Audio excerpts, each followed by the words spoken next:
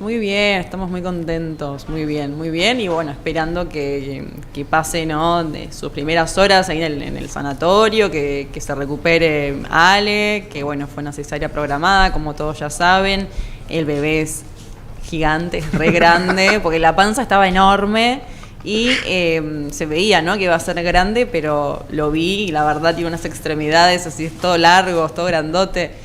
Pesó 4 kilos 200.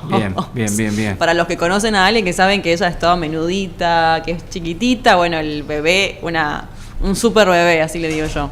Así que bueno, nada, felices y esperando que obviamente que siga creciendo, y ya tengo ganas como de abrazarlo y todo, pero lo veo como muy frágil todavía. Lo veo como algo de cristal, como que bueno, ¿viste? Como hay que cuidarlo mucho, así que yo quiero ya que crezca un poco y quiero ya poder jugar, poder hacer cosas. Un poquito de tiempo.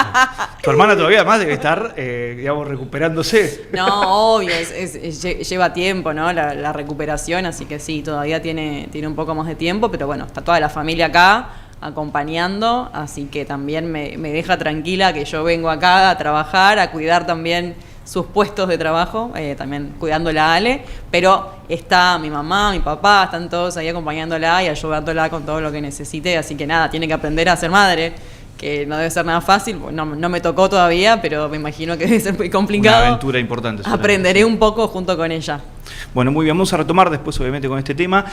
Casualmente, lejos obviamente igual de este evento que contamos y que es tan importante y también tan lindo para la producción y todos los que acompañamos a Ale. Mandaron un regalito hermoso, esto hay que decirlo. Me mandó un regalito hermoso. Era lo mínimo que merecía. Sí. Acá se ocupó el Negro Resco también muy bien. Muchas gracias, hermoso. Nacho Viglieri. Hermoso. Sí.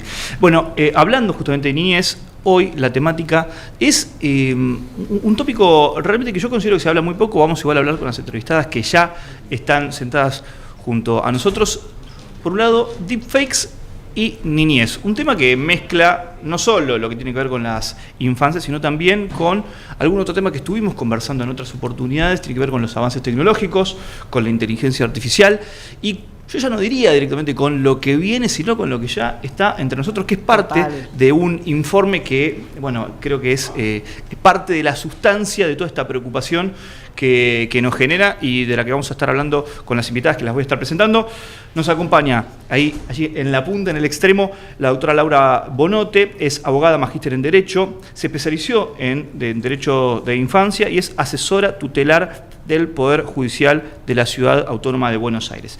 Y a su lado está también la doctora Analía Antic, que es presidenta de la Asociación Argentina de Derecho Administrativo y es directora de la Maestría en Derecho Público por la Facultad de Derecho de la Universidad de Rosario. Ambas las convoca un informe realmente muy interesante y nos van a estar hablando ahora también de manera introductoria. Obviamente lo hemos leído, pero vamos a hacer un repaso de estas cuestiones que son tan importantes. Se trata de la primera entrega sobre deepfakes e infancias de la Red Colaborativa de Inteligencia. Es algo muy reciente porque el informe salió en julio de 2025, así que es apenas unos pocos días, exacto, con una temática, yo no diría actual, diría directamente urgente. Así que, bueno, doctoras, muchísimas gracias por estar con nosotros. ¿Cómo están? ¿Cómo va? Muchas gracias a ustedes, gracias Juan y Juliana por este espacio y por supuesto a la producción también, gracias por darnos este lugar para poder difundir, como vos decís, un trabajo que para nosotros representa no solamente algo urgente en cuanto al abordaje, sino también la posibilidad de poner en agenda algo que nosotros consideramos que es un nuevo supuesto de vulneración de derechos en lo que respecta a las infancias. Hablamos de deepfake, pero mucha gente creo que todavía desconoce este término, ¿no? ¿Pueden explicarnos un poquito qué implica una deepfake?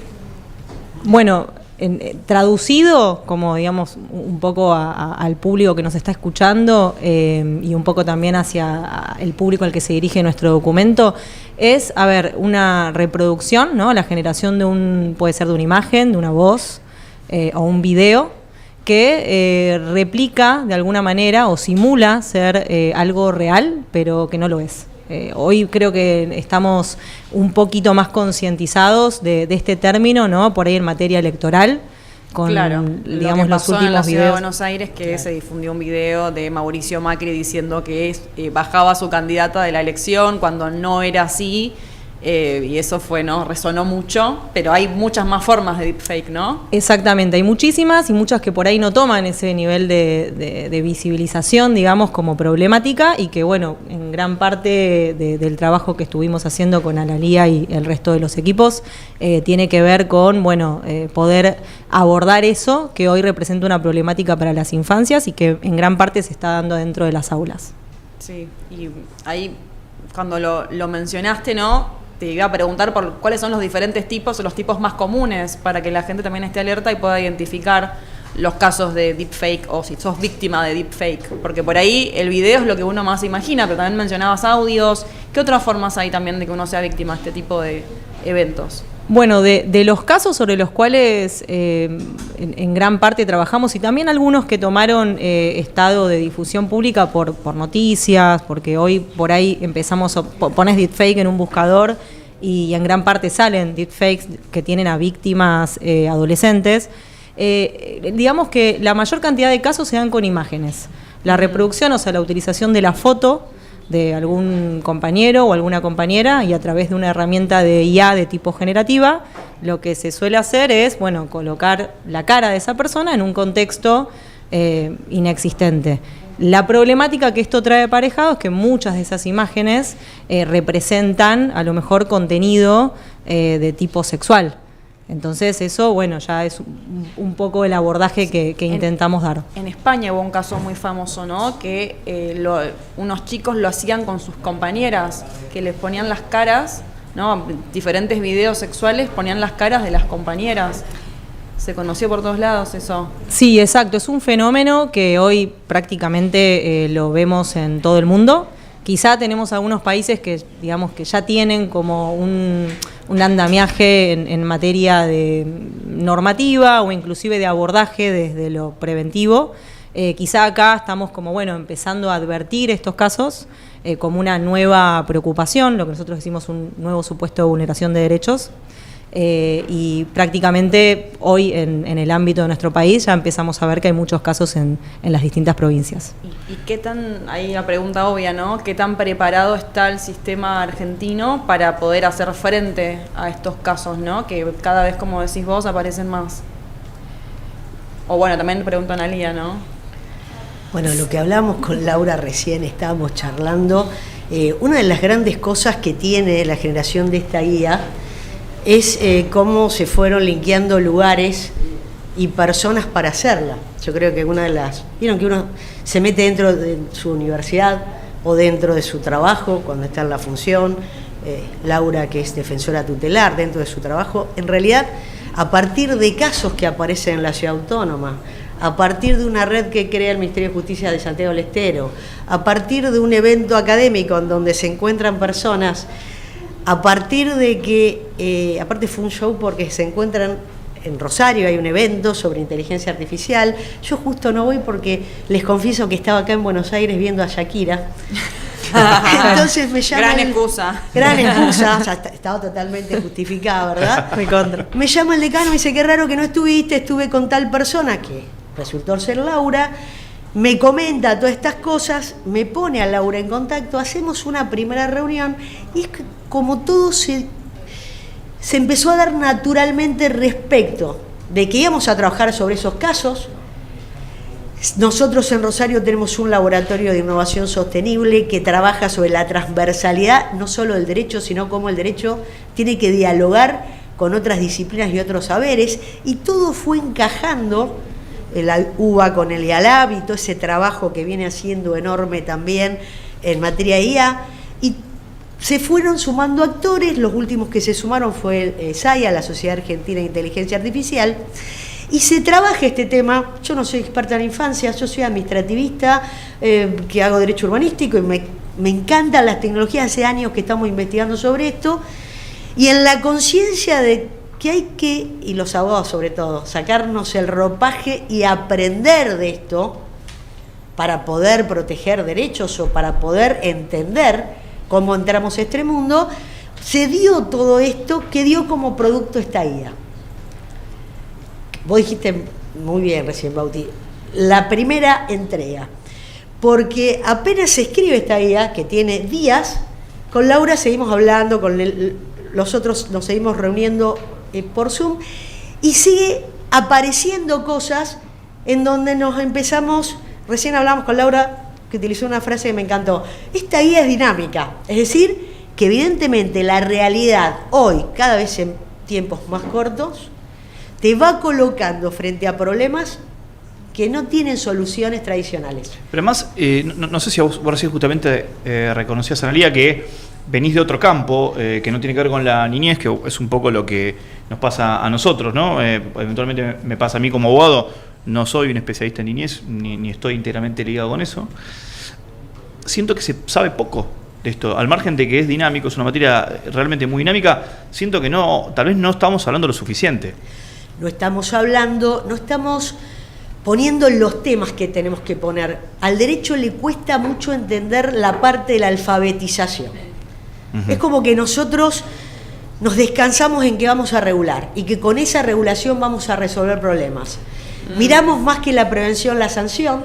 Vieron que estamos más pensando la conducta, se incumple la conducta, aplicamos la sanción. Y el derecho tiene que dar un giro de 180 grados y empezar a pensar en la prevención, pensar en la alfabetización, y creo que la guía en esto tiende fundamentalmente a generar conciencia en determinados sectores, que tiene que ver con las mismas infancias, que está dirigido a ellos, a sus docentes, a sus maestros, en las adolescencias, a los profesores, a toda esa comunidad y a sus familias. Y concretamente, yendo a un caso práctico, ¿qué sucede si se viraliza la imagen de un hijo o una hija, un niño, ¿no? Un niño o niña? A ver, si se viraliza, primero obviamente hay que advertir a través de qué red o plataforma. Esto llevó a un poco, sobre todo el rol con Saya, ¿no? Que ellos nos dieron la pata interdisciplina a los ingenieros para poder entender un poco qué herramientas tecnológicas teníamos como para combatir la viralización de esos contenidos. Creo que primero hay que digamos, como de desagregar esa información. En concreto, lo que nosotros advertimos es que más allá de los contenidos que son creados en distintas plataformas o herramientas de IA, de tipo generativa, el tema está en que ese contenido a la vez se difunde en plataformas de redes sociales, o sea, como por ejemplo WhatsApp, o Instagram, entre otras. Y ahí, en principio, hoy es como que tenemos el verdadero enemigo, porque el factor de viralización se da a través de las redes sociales. Entonces, por ejemplo, en el ámbito de la Ciudad de Buenos Aires, una de las preguntas que vos hacías, Juliana, era ¿tenemos marco regulatorio? Bueno, nosotros entendemos que sí tenemos marco regulatorio, tenemos una Constitución Nacional, tenemos una Convención sobre los Derechos del Niño, que si bien específicamente, digamos, en aquel momento no se llegó a abordar la problemática de la IA, por cuestiones obvias, históricas, entendemos que son cuerpos normativos dinámicos a la vez, que se van adaptando a los diferentes contextos que les toca atravesar a las infancias. Entonces, bajo ese punto de vista y teniendo en cuenta que, por ejemplo, en 2021, en pleno contexto o saliendo de pandemia, se sanciona una observación general 25 que da cuenta del vínculo de las infancias con los entornos digitales, un poco con ese combo normativo nos permitió de alguna manera decir,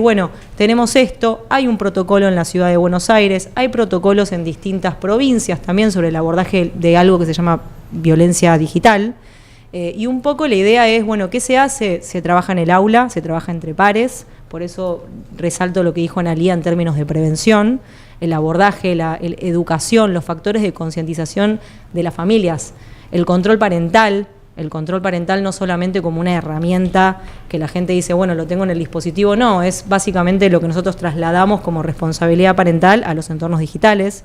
Y por otro lado, obviamente, ¿qué hacemos? Las mismas herramientas permiten que esos contenidos no se difundan, no hay que seguir difundiéndolos. Un poco la problemática que empezamos a ver es, ¿qué hacemos con la herramienta de IA? Que yo ya subí los datos, que digamos que de alguna manera se entrenó con ese patrón de esa imagen. Hay posibilidades, esas imágenes a la vez tienen metadatos, entonces hay forma también de rastrear y de alguna manera intentar de alguna forma evitar la viralización. Ahí te hago una pregunta, porque en casos que fueron muy conocidos de que se viralizó alguna imagen íntima y demás, yo recuerdo que los famosos, por ejemplo, han podido prohibir que se siga difundiendo, al menos en la red, en la web, esa imagen. Pero ¿cómo se regulan las redes sociales? ¿O qué pasa con las redes sociales, que es lo más moderno? Y es donde muchas veces una foto que ya en la web no aparece, porque ya no se permite que se siga circulando esa foto, pero sí aparece, por ejemplo, un video. También ha pasado con fotos, ¿no?, de alguna persona fallecida que se ha difundido y demás, donde en los medios hegemónicos no se muestra porque no se puede, pero por WhatsApp, por ejemplo, sí. Bueno, a ver, un poco de vuelta. Lo que vos planteás creo que fue lo que, digamos, la principal alarma para nosotros, porque si bien obviamente nosotros advertimos sobre el fenómeno vinculado al uso de herramientas de IA generativa, el problema de la viralización, repito, está en las redes sociales. De hecho, más allá de que uno pueda advertir a través de WhatsApp que no se viralice una X imagen, ¿no? El problema, por ejemplo, es cuando entra X. O sea, claro, los usuarios van buscando distintas plataformas para continuar con la viralización de esos contenidos. Con otra cara, que es que también nosotros nos enfocamos en infancias. La mayor cantidad de casos que tenemos hoy, al menos de deepfake, se da entre adolescencias. Lo cual también nos arroja otro dato, que es, bueno, ¿qué pasa con aquellas adolescencias que hoy, según nuestra normativa, tienen 16 años en adelante? A lo mejor inclusive estamos hablando de conductas que pueden ser merecedoras de algún reproche penal por la difusión de imágenes de contenido explícito, inapropiado, sexual. Esto está bueno que hagas esta distinción, Laura. ¿Querés repetirlo? O sea, hay justamente una valla, 16 años más y menos, ¿correcto? Sí, a ver, tiene que ver un poco con la edad de imputabilidad, ¿no?, de acuerdo a nuestra legislación. Y, por ejemplo, si bien todavía esto es algo que, obviamente, yo no soy especialista en derecho penal, esto lo quiero dejar súper claro, pero bueno, hace pocas semanas salió un fallo que, digamos, que estuvo en todos los portales judiciales, inclusive en portales de noticias, en donde se advierte unas primeras causas que creo que llega a juicio, de justamente una imagen generada con inteligencia artificial que representaba un contenido de características, digamos, contenido sexual, que tenía como víctima, creo que también a una persona menor de edad. Entonces fue considerado como un supuesto del artículo 128 del Código Penal, que refiere a pornografía infantil. Digamos, esto de alguna manera nos hace pensar que a lo mejor hoy, si consideramos las edades que pueden llegar a ser merecedoras de un reproche penal, bueno, a lo mejor es una conducta que puede tener una tipificación. Entonces es importante el factor de educación, alfabetización, como decía Analía, sobre todo en materia digital. ¿Sabés lo que me preocupa muchísimo? Un poco lo que decía Juli, pero además el manejo que se hace sobre una imagen de inteligencia artificial, y concretamente voy al caso de el meme, por un lado, ¿no?, que empieza a transformar esa primera imagen en otra imagen que puede eventualmente tener una connotación de daño, y después, para mí, ya un estadio tal vez en paralelo o lo que viene después, que es el sticker, ¿no? Y pienso muchísimo había un chiquito, ¿se acuerdan?, que tenía una carita que era como que estaba como triste y a la vez alegre, y era como esta expresión de que no sé si la recuerdan, pero que se viralizó justamente por esta imagen, y después se viralizaron muchísimas imágenes más. Ahí están, ¿no?, el registro de las caras más famosas de stickers o de memes. Claro. Que son re grandes hoy, ya crecieron y demás, pero uno piensa, ¿qué pasa con los derechos de ese niño, de esa niña, de ese bebé? No, mismo bebé. Hay una bebita que es medio japonesa, creo, que es una, que así, para mí es una imagen fantástica, pero digo, también esa imagen, ella puede estar diciendo, bueno, mis padres subieron esa imagen, o eventualmente alguien difundió esa imagen. La verdad es que no sé cómo fue que se hizo tan viral. ¿Cuál es el tratamiento que tendría un caso así en nuestro país, ¿no? Por un lado, en el caso del meme, y por otro lado, en el caso del sticker, que seguro hay niños y niñas que están siendo protagonistas de difusiones, al menos no consentidas por la edad que tienen, simplemente. 100%. De hecho, lo que vos decís es algo que hacemos todos, hasta como un chiste. Copias la imagen, en general es el sticker y se la compartís de algún amigo o alguien en los grupos, claramente. Por ahí uno de los problemas, y que también es materia de abordaje, que es un aspecto de lo que representa la problemática del deepfake, es el tema del consentimiento, y cómo trasladamos, ¿no? Las pautas, si queremos decir de alguna manera, que tiene nuestra legislación, o sea, el Código Civil y Comercial, sobre todo en materia de imagen, a el entorno digital. Pareciera como que en el entorno digital no somos muy conscientes, ¿no? de que existe algo que se llama consentimiento. Y un poco entonces, algunos ejemplos que dimos sobre esto, no solamente tener presente que a lo mejor esa práctica que estamos haciendo todos, ¿no? De copiar la imagen y compartirla, afecta el consentimiento de esa persona, sino a la vez este ejemplo que dábamos de algunas plataformas, ¿no? Cómo de alguna manera se fue volcando este concepto a, no sé, el etiquetado, ¿no? El etiquetado es una forma de decirle al otro, che, ¿querés que comparta la foto? Bueno, hay herramientas, no en todas las plataformas, y ¿qué hacemos con eso? Bueno, hay herramientas judiciales en ese sentido. Puede haber alguna demanda civil, puede haber alguna conducta, habría que evaluarlo, depende de qué contenido lo que estés compartiendo desde el ámbito penal también. ¿Qué piensas de los padres que difunden imágenes de los hijos y les hacen incluso hasta un Instagram desde que nace? Lo que pasa, yo creo que estamos en otra era y queremos tratar con el derecho tradicional algo que está pasando y que está cambiando las costumbres sociales. Entonces, en el tema de sticker, en el tema de uso de redes, cuando empezaron a aparecer las redes sociales, yo tenía amigos que no se abrían cuentas en las redes porque tenían pánico con el tema de sus datos, no querían aparecer. Y yo les preguntaba si usaban Google. Sí, por supuesto, todo el tiempo. Bueno, ¿y no te llegan correos permanentemente después de la búsqueda? Sí, bueno, tu huella digital está en ese buscador. Entonces, ha cambiado la forma en que los datos se esparcen. Es decir, hoy se esparcen mucho más rápidamente, a veces con nuestro consentimiento, a veces no, e incluso en lo formal, a veces con nuestro consentimiento, porque nosotros para usar las redes apretamos, decimos todo que sí, cliqueamos, sí, las cookies. aceptamos. Cookies, ¿no? Total. A cualquier lado que entras te piden consentimiento y bueno, yo necesito leer esta información, estoy apurada. Ni lo pensás. No, como querés entrar, términos y condiciones. No leemos los términos y condiciones. 100%. Entonces quizás en estas regulaciones que se pretende con las empresas, donde los fallos judiciales después trabajan sobre estos textos, sabemos que nadie los lee, sabemos que no le importa prácticamente a nadie. El problema son los efectos negativos. Estamos viviendo una era en donde la privacidad no es la privacidad del siglo XX, es la privacidad de la casi tercera década del siglo XXI. Entonces, ¿cómo hacemos para prevenir y cómo hacemos después para regular bien? ¿Deberán cambiar las metodologías? ¿Nos sentamos a escribir las normas como habitualmente hacemos? Nosotros los abogados pensamos que si regulamos vamos a resolver problemas.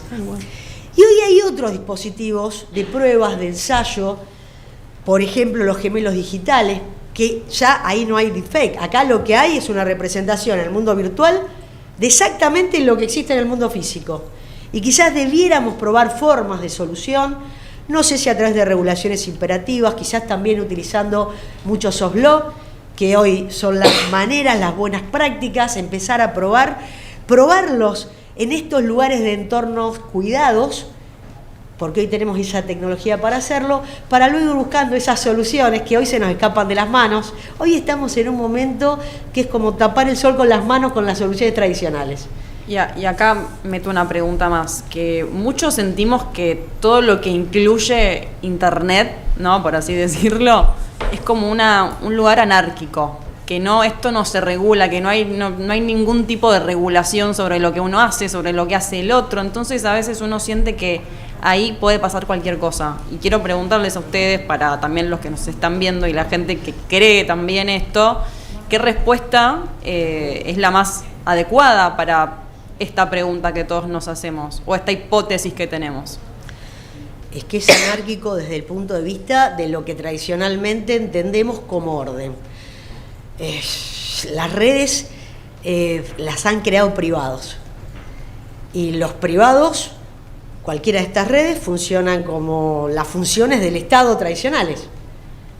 Administran, legislan, juzgan, porque te sancionan y te echan del sistema. Entonces, estas redes que empiezan a aparecer primeros años del siglo XXI, todavía están en un periodo en donde son privados que piensan como privados y hay estados inermes que se siguen manejando como estados nacionales y este fenómeno es global. Entonces creo que estamos en ese momento bisagra en donde tenemos que dar el paso hacia adelante y el derecho interdisciplinado, como decíamos antes, con otros saberes, con otras disciplinas, le tienen que empezar a buscar la vuelta a algo que tiene que ver más que con regulación, creo yo, con cooperación, con colaboración, con un trabajo en red, es decir, con esa idea de entender qué nos hace mal para ir de alguna manera buscando los dispositivos de solución. ¿Las escuelas están trabajando en esto? O sea, Las escuelas, con los sí. chicos, niños, niñas y adolescentes, sí. Las escuelas trabajan en esto. Ha habido mucha... A ver, por suerte el trabajo también generó como inquietud, consultas, mucha réplica, pero ya veníamos con algunas conversaciones con algunos ministerios o algunas provincias que digamos que, no muchas, pero que sí que están poniendo foco en esto. Creo que en esto hay que destacar también al rol de Matilde Omil, que es la ministra de Justicia de Santiago del Estero, que bueno, que digamos que fuertemente está trabajando en esta temática, al igual que un montón de laboratorios de las distintas universidades. O sea, es un tema, también algo que vos preguntaste, ¿no? Y que dijiste, esto representa una urgencia para nosotros, o sea, desde lo que es el equipo de la red. Digamos, si bien digamos, hay muchas temáticas que uno puede abordar en intersección de inteligencia artificial con derechos, esto fue, o sea, abordar la temática de infancia en este pequeño aspecto que es hoy, digamos, la problemática de los deepfakes, para nosotros fue como prioridad. Sobre todo por lo que representa para las infancias como poblaciones vulnerables.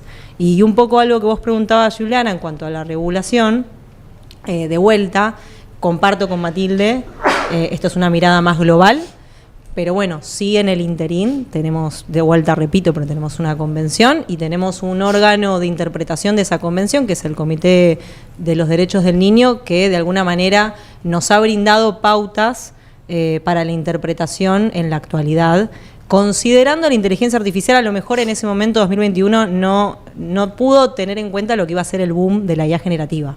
Claro. Pero eso no implica que no tengamos hoy una norma que permita actuar frente a estos casos. ¿Y cuáles son buenas prácticas para estos padres que hoy no detectan esta problemática, este desafío que hay para las infancias de verse expuestos ante estos casos de deepfake que han venido creciendo, ¿no? Bueno, de vuelta el factor de prevención es clave, entonces el rol de las familias es fundamental. El rol de las familias... Es que está el dilema de, ¿le permito que tenga redes sociales? ¿A partir de qué edad le permito? Le permito que tenga, pero que mire, pero no que suba nada. Como todos esos dilemas que me imagino que los padres de hoy los deben tener más que nunca, ¿no? Sí, yo creo que es muy difícil darles como una receta, porque me imagino que cada infancia, cada adolescencia es única y hay que ver cómo se vive adentro de cada casa. Sí, lo que podemos decir y un poco lo que tratamos de brindar a esas familias en este documento son herramientas para por lo menos considerar algunos parámetros de edad, ¿no? De 0 a 13, de 13 a 16, de 16 hasta la mayoría de edad, que son algunas cuestiones que están previstas en el Código Civil, pero que a veces son un poco complejas también en cuanto a su lectura.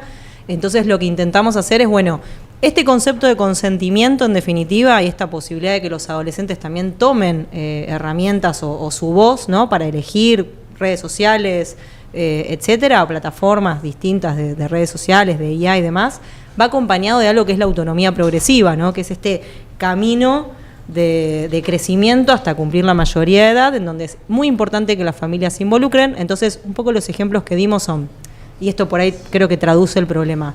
Vos vas a una juguetería, ¿no? Y hoy vas a comprar algo para tu sobrino o sobrina. Sobrino. Sobrino, ok. Y muy probablemente, o sea, vas a mirar la edad de ese juguete. Sí. No creo que uno vaya y diga, bueno, voy a comprar, no sé, una tablet. En principio vas a comprar un juguete para bebé. Bueno, esto mismo, este ejemplo, digamos, de uno prestando atención a qué compro, porque es apto para qué edad, bueno, es un poco lo mismo que tenemos que hacer en función de los dispositivos y las herramientas que están adentro de esos dispositivos. Hay que prestar atención a eso. Algo que señala justamente el informe, me parece interesante, es que si bien ciertas plataformas pueden ser utilizadas por niños a partir de determinada edad, quizás no es aconsejable que usen esa plataforma. Hay una segmentación de uso a partir de una determinada edad. Obviamente entendemos, depende del contexto, ¿no? Pero si tuviésemos que ir a división, por ejemplo, a partir de redes sociales, ¿no? TikTok, ¿a partir de qué edad sería bueno, ¿no? O cómo lo manejan ustedes eventualmente en sus casas, o frente a una consulta, o con algún sobrino, con alguna familia amiga que te consulta? ¿Cómo se segmenta eso? A ver, en principio está bueno lo que vos planteás, porque para nosotros fue como mucha materia de interpretación, sobre todo porque, a ver, hicimos pruebas, entramos a distintos sitios web o herramientas de IA y muchísimas no te pedían ni siquiera validación de datos, o sea, podía entrar cualquier persona. Y la verdad que los contenidos a los que uno podía generar eran muy inapropiados, por ponerlos en ese término. Verdaderamente era muy preocupante lo que uno podía llegar a hacer simplemente entrando a un sitio sin ninguna validación de datos, sin ningún aceptar cookies, nada. Dicho esto, hay obviamente parámetros de vuelta en función de los rangos etarios, por ejemplo, billetera virtual, 13 años en adelante, inclusive con control, también posibilidad de que los adultos vean qué gastos se realizan. Y lo mismo pasa un poco con las redes sociales. El tema está, poner en esta problemática de IA y de IA generativa en particular, que como justamente hay un montón de herramientas que no tienen términos y condiciones, no sabes qué hacen con los datos que vos subís, no te piden validación de edad. Bueno, un poco la interpretación que nosotros hicimos fue, si yo accedo a ese sitio y veo lo que estoy viendo, que es comparable a cualquier sitio de contenido pornográfico, bueno, indudablemente antes de los 18 años no está recomendado que sea utilizado por personas menores de edad. Igual siento que a veces esas vallas son como muy endebles, ¿no? Porque sos mayor de 18 años, sos menor de 18 años, fin. Sí. Tal vez ni siquiera pueden leer la gente que ingresa, ¿no? Por eso el tema de la conciencia, así como en las familias que funcionan en estas sociedades complejas, y vos le decís a tu hijo lo que está mal y lo que está bien en términos genéricos, ¿no? Claro. Por ejemplo, vas al kiosco y si te llevas caramelos los tenés que pagar, ¿verdad? Claro. Sí, no, esas conductas, comés un caramelo, no tires el papel en el piso. El tema de la educación básica respecto de la alimentación y cómo los chicos es una cultura, en esto también tiene que haber diálogo e interés. Si yo no sé qué hace mi hijo dentro del cuarto, y bueno, evidentemente mi hijo va a ser, no solamente en el tema de deepfake, problemas con el juego, es decir, un montón de aplicaciones que están accesibles. Pensaba justo en eso cuando dije lo de sos mayor de 18 años. Total. O sos menor en el juego, que tal vez obviamente un chico, no sé si decir chico ya a esa altura, ¿no? Pero un joven de 14, de 15, 16 años puede estar en esta circunstancia. Y también te traigo otra pregunta, Analía. Entiendo que estás interviniendo en todo lo que tiene que ver con las conversaciones tendientes a la reforma de la Constitución de Santa Fe. ¿Es un tema que hoy está en la agenda eventualmente de una constitución provincial, una reforma de una constitución provincial? Hay un capítulo de la ley de convocatoria de la reforma de Santa Fe que refiere a nuevos derechos. Y dentro de ese capítulo hay un artículo, están en pleno tratamiento, están en pleno trabajo de comisiones. Spoileanos algo, entonces. Exactamente, está todo infieri, pero allí se incorporó en el texto el tema derechos y deberes digitales. ¿Cuál va a ser la redacción? Yo he leído algunos de los proyectos de los diferentes bloques, algunos ni siquiera lo redactaron todavía. Otros que lo redactaron son un poco repeticiones de cosas que leemos en todos lados y queda allí en lo formal, pero creo que es una gran oportunidad. Uno sabe que una constitución es una estrategia, ¿verdad? Uno plantea eso allí. Pero es una buena noticia que esté incorporado esto para que después la legislación que reglamente estos nuevos derechos pueda de alguna manera abordar más efectivamente, pero vuelvo, no a través de regulaciones tradicionales, porque en estos temas es muy difícil, Lo que sí hay que tener en cuenta, porque es un tema de política pública, de política de Estado, es qué colocamos en el centro del estudio. La primera pregunta, y una de las cosas que charlamos con algunos convencionales y algunos asesores, es ¿a quién pertenecen los datos? Y esto creo que es la pregunta central. Y los datos pertenecen a sus dueños, que son los individuos, las personas. Sí, ni hablar. O sea, y ese es el gran tema central. La conceptualización del dato como un elemento esencial hoy de la dignidad del ser humano. Pero también no sabemos que son muy valiosos estos datos y ahí viene todo este embrollo del cual hablamos, ¿no? Que hoy las empresas se pelean por acceder a los datos de las personas porque eso les permite publicidad segmentada y un montón de cosas más para incentivarlos al consumo, por ejemplo, o enviarles mails personalizados y un montón de cosas más, ¿no? O hacerles creer que la imagen que aparece en los filtros es la imagen que tienen que tener y los grandes problemas que acarrea esto en un diseño de conducta para llegar a un ideal que no es real. Uy, bueno, el video de Ricky Martin diciéndote hola Laura, hola Analía, que uno tal vez si está con el ojo un poquito afinado se da cuenta que es mentira. Necesito que me prestes $30.000 para ir a visitarte a Buenos Aires, que uno puede pensar que en esta época ¿cómo alguien va a caer en eso? Pero no, es una estafa recurrente. O la mujer que se creyó que le estaba escribiendo a Brad Pitt, claro, le pedía plata total, para una cirugía y le dio toda la plata. George Clooney creo también George estuvo. Clooney, un señor, sí, que recibió un mensaje también y le dio todos sus ahorros. Bueno, a mí me llamaría mucho la atención igual por qué me está escribiendo George Clooney, pero, o sea, en primer lugar es un poco, te llama un poco la atención, pero bueno, sí, son contenidos tan reales. De hecho, por ahí no digo qué aplicaciones, pero hay una que es súper conocida que se llama Veo, que ahora salió la función Veo 3, y que no puedes entender lo que está haciendo. Porque por ahí el video que hablábamos de Macri era bastante evidente que, ¿no? que la voz no iba al mismo tiempo que el sonido. Era más bueno, parecido a Martín Bossi, el imitador, claro, que a Macri, que al propio Macri. Sí, recontra. era medio, con el ojo afinado un poquito te dabas cuenta. Pero te digo, me preocupa la gente mayor que no detecta esto. Bueno, sí, 100%. Sí, todos te digo, porque no es un tema de nativos o no nativos digitales. Cada vez se va perfeccionando más. Yo tampoco, como dice Laura, ¿por qué me escribiría a mí George Clooney o algún famoso para pedirme dinero sabiendo que... Pero hay tanta vulnerabilidad social. Sí, tal cual. Hay tanta necesidad de creer en algo, de identificarse con algo, que la gente termina siendo vulnerable. Estamos en una cena con compañeros de facultad, charlando, y en esa cena, que éramos 10, contaron 4 casos de estafa digitales en poco tiempo. Y con gente formada. Sí, yo por ahí lo que sí vuelvo a concientizar en cuanto a esto que hablábamos de las imágenes que involucra en gran parte a mujeres adolescentes. Claro. Estas imágenes de deepfake, o sea, imágenes generadas pero que no son reales.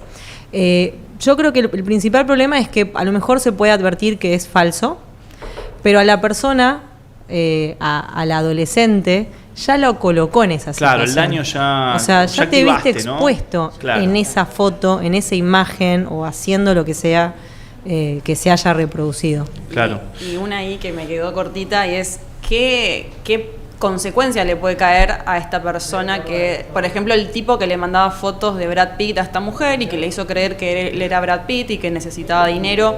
¿Le puede caer alguna pena, alguna condena a esta persona?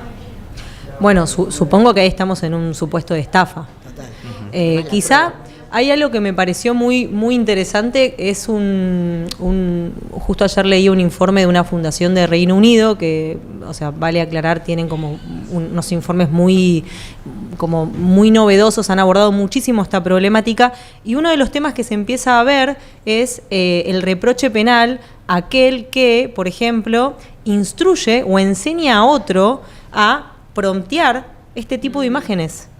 O sea, que a lo mejor, digamos, tiene un rol en esa ejecución de, sobre todo, esto estaba enfocado, este estudio, en materia de lo que es deepfake, pero de contenido de abuso sexual infantil.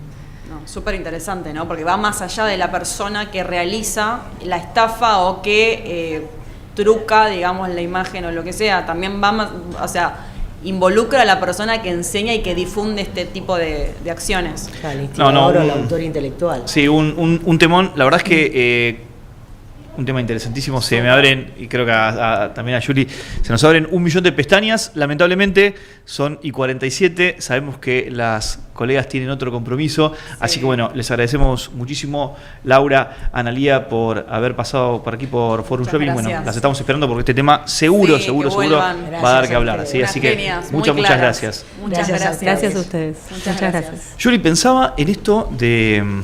Primero esta idea de elijo creer, ¿no? Que me escriba George Clooney, y que en el fondo es un poco lo que decía Analía. La gente, hay creo que un vacío, ¿no? Que termina llenándose con la idea de ¿por qué me escribe a mí? Bueno, ¿por qué no? ¿No? En el fondo creo que parte de esto. Y también la cantidad de veces que pensamos en la incidencia de la inteligencia artificial, que bueno, van a dejar de existir eventualmente trabajos, ¿no? Los abogados vamos a dejar de existir porque esta idea fatalista, ¿no? Acá hacen así montoncito, yo coincido, creo que no va a ocurrir. Qué tema, ¿eh? Conozco gente que está muy preocupada, conozco gente que me dice, yo no sé si lo que estoy aprendiendo hoy, o el trabajo que hago hoy, no sé si tiene sentido que me siga perfeccionando en esto, sí. Si tal vez en 2 años me va a poder reemplazar un robot o una inteligencia artificial.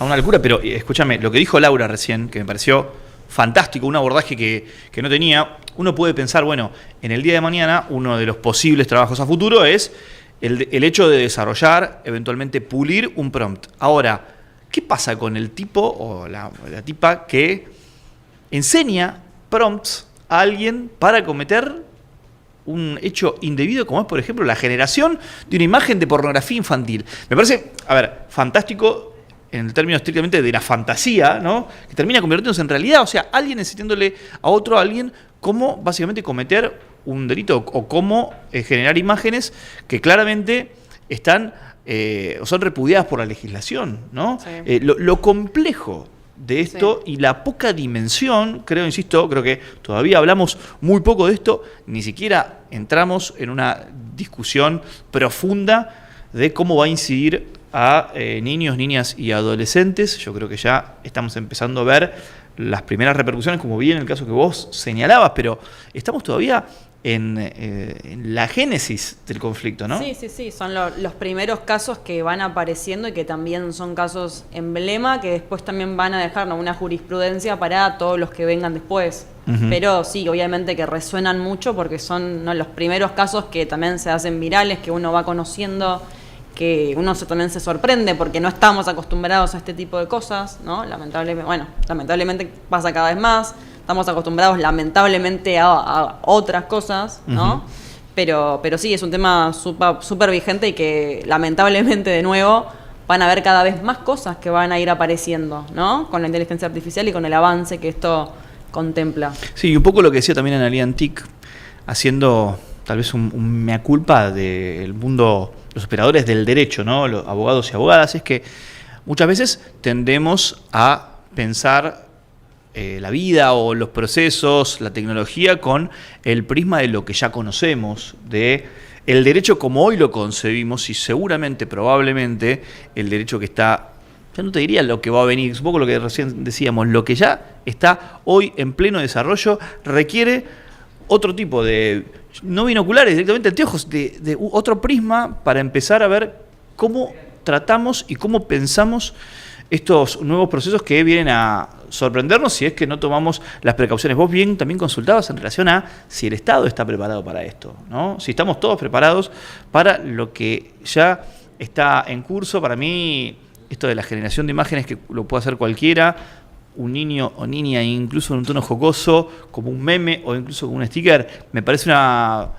Por esto estoy viejo para estas interpretaciones, pero me parece preocupante. No, bueno, siempre uno, no sé, recuerdo que hace poco estaba de moda esa imagen que hacíamos como de un muñequito tuyo, de tus amigos.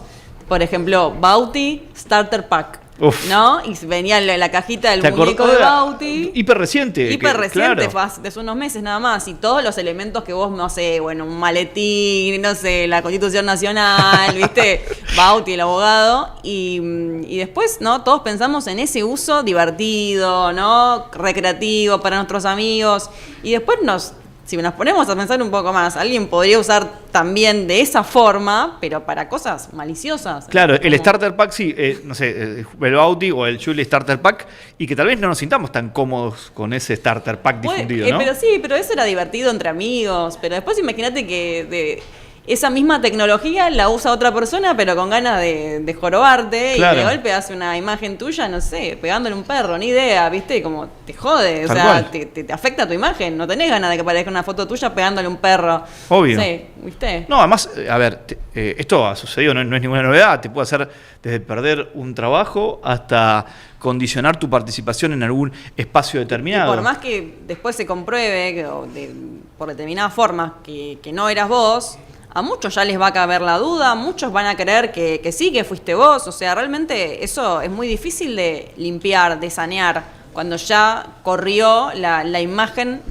o ya, no sé, mucha gente se encontró con eso y ya armó un concepto sobre eso. Es muy difícil sacárselo. Miente que algo quedará.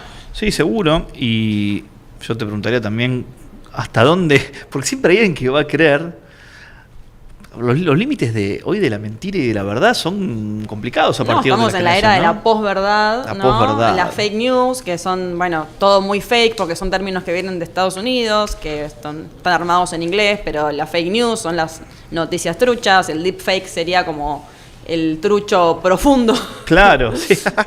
La truchada profunda que se arma, ¿no? Con herramientas un poco más sofisticadas, así que son los casos que hablábamos recién. Pero bueno, hay un montón de situaciones o de información que nos atraviesa y que tenemos que aprender a gestionar. Este fin de semana, sin ir más lejos, le pasó al vocero presidencial que retuiteó un video de Kicillof que era fake. O sea, eran momentos que habían sucedido de una entrevista, pero que fueron compilados de tal manera que le hacía responder una pregunta de tal manera que decía algo que él no dijo en realidad. O sea, él Claro. había dicho eso, pero en otra parte de la entrevista. Pero lo compaginaron para que responda a una pregunta con esas palabras y no había respondido esa pregunta con esas palabras. Entonces se deschavó que era todo armado. Por ahí el vocero presidencial ni se dio cuenta. Claro. Por ahí vio el video, dijo, mirá esto, lo retuiteó y fíjate cómo terminamos siendo víctimas. Seguramente Sí. no tuvo la mala intención de difundir una noticia que era falsa. Sí, debería tomar ciertos recaudos, ¿no? Porque tampoco es la primera vez, la verdad es que en ese sentido, Sí. el que conoce de medios, que lo haga justo él, también parece un poquito, a ver, no sé si naif, pero bueno, esa tortuga no se te puede escapar, diría el filósofo, ¿no? Pero, No, total. Pero bueno, le puede pasar a cualquiera, ¿no? Sí. Que te comes un fake news, te comes un deepfake, te comes lo que sea. Nos puede pasar a todos. Vos que tenés un perfil alto, ¿tomás algún recaudo en relación a las imágenes que compartís o pensás en esto? Digo, vos o, bueno, eventualmente algún amigo o amiga de alto perfil público, si es que lo tenés. ¿Toman ciertos recaudos? Porque me imagino que estás muchísimo más expuesta, por ejemplo, que yo, por ejemplo, que mi hermano o mi vieja, ¿no? La verdad es que no. O sea, a ver, los recaudos que uno se puede imaginar, hay cosas que no grabo, hay cosas de las que no saco fotos, pero el resto me manejo con liviandad. No, si me van a hacer un deepfake, van a poder encontrar una foto mía en cualquier lado, así que si tienen ganas de hacerlo, lo van a hacer. Y el resto, obviamente, lo que sí cuido es de no mostrar mi intimidad. No me gusta, no sé, que se sepa, a ver, si uno elige qué mostrar y qué no. Yo elijo no mostrar la fachada de mi casa o Claro. de mi departamento, que en las redes se pueda ver donde vivo. Soy un poco paranoica con eso, con los temas de seguridad, Mirá. ¿no? Pero de seguridad más a nivel físico, ¿no? Pero a nivel redes creo que no exponiendo ciertas cosas me resguardo. Claro.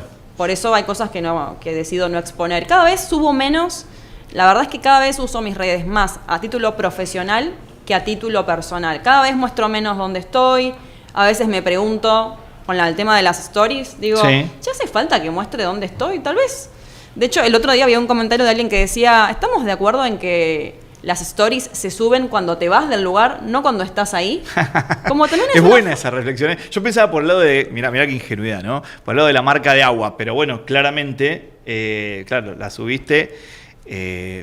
Cuando ya te fuiste, por una medida de seguridad, está bueno. No, claro, es inteligente. Que a mí cada uno puede hacer lo que quiere, pero no comparto tanto con la gente que comparte toda su vida privada. Pero es por algo que, no sé, no comparto. Cada vez prefiero guardarme más y bueno, solamente cada vez uso más como a término profesional las redes. Está bueno y está bien pensarlo así. Para mí es muy loco que tal vez gente que se dedica incluso a lo mismo tiene una relación que oscila entre polos, ¿no? Entiendo que también yo lo llamo el negocio, ¿no? El negocio de uno eventualmente puede ser difundir, mostrar todo. exacto, Sí. mostrar todo, o eventualmente no mostrar nada o mostrar una parte de, a ver, estoy comiendo en este lugar. También entiendo que a veces los compromisos asumidos, ¿no? Muchas veces Total. también condicionan tus stories o tu Sí, vida obvio. diaria, ¿no? Y cómo Sí. vos lo vas fijando. Pero bueno, no siempre obviamente todo lo que se difunde, como bien vimos en esta emisión de Forum Shopping, es parte de lo consentido. Algo interesante es que si necesitas la atención de casos urgentes en lo contencioso administrativo y tributario de la ciudad de Buenos Aires, fuera del horario judicial, o sea, esto es importante porque la gente no sabe muchas veces que Claro. fuera del horario judicial podés recibir atención Muy incluso en los importante. días inhábiles, ¿sí? Solicitando la intervención de un juez que va a estar de turno. Para eso tenés que llamar al 0800 122 Juzbaires, ¿sí? Una línea del Consejo de la Magistratura de la Ciudad Autónoma de Buenos Aires. Así que atención con esto porque ya les digo, muchísima gente cree que en un horario que no es el horario habitual de Exacto. tribunales no hay ningún tipo de atención. Hemos visto en el capítulo de hoy Sí, varias cuestiones. domingo, Son- feriados, tal cual. ¿no? Días inhábiles, bueno, también puedes contar con atención y podés llamar al número que dijo Bauti y ahí vas a recibir la atención de un juez de turno. Así es, así es. Bueno, estamos ya al 17:58, nos saludan aquí en el vidrio y festejan, acaso la devolución de los saludos, la gente que pasa aquí por el patio de comidas de El Abasto. Estamos en Love Sí. Streaming, queda un minuto, ya se viene, Queda- estamos a la vuelta con Fer Carnota. veo Nos por queda ahí dando un vueltas. minutito. Sí. La madrina del Helada día, madrina. podemos decir. Que ¿Querés hacer alguna reflexión final? ¿Querés contar cómo está Ale, que tanto la queremos y bueno, tanto está Hablando de preguntando? fotos, miren, tengo una foto acá. Apa. A ver, miren. La manito. Está. La manito. Si la Vamos cámara nos acompaña. A tomar los recaudos necesarios. Yo les dije que era largo. Miren los Mirá. deditos. Mira, la cantidad de goles que hoy mete Vélez, 4. Ahí está. Me encantó. Pero este chico Ahí está. acaba de nacer, para que ustedes se den una dimensión de lo grande que es. Miren los dedos que tiene. Yo siempre veo la mano chiquitita. Esto es enorme, enorme el gordo. Así que bueno. Bueno, tía babosa, claramente, ¿no? Sí, yo soy fan. No, de verdad, de verdad. Bueno, estamos a las 17:59 horas. Estamos dando por finalizado un nuevo programa de Forum Shopping. Juliana Maliti, nos Gracias, encontramos Bauti. el próximo martes. Próximo martes ¿Te parece? a las 5 de la tarde acá en el patio de comidas del Abasto. Y acá como hace Nico Resco con las manos. Sí. Nos vamos. Una Y coreo. les agradecemos mucho a todos por estar acá, por acompañarnos en un día muy especial y con un gran tema tan importante como el tema de los deepfakes y de la niñez. Nos vemos en la próxima emisión, el próximo martes 17 horas, acá por Forum Shopping desde Love Streaming. Chau, chau. Puntuales.